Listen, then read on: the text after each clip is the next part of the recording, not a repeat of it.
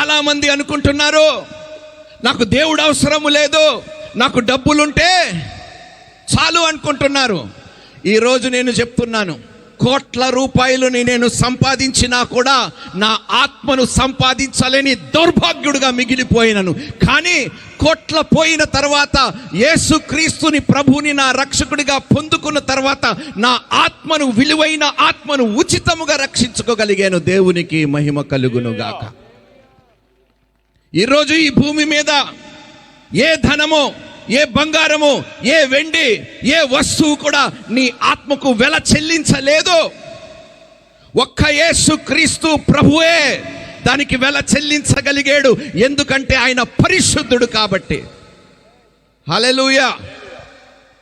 ఇలాంటి గొప్ప దేవుణ్ణి మనం ఆరాధిస్తున్నాము కాబట్టి క్రైస్తవులారా సంతోషించండి, మీ ప్రతిఫలము చాలా గొప్పగా ఉండబోతుంది.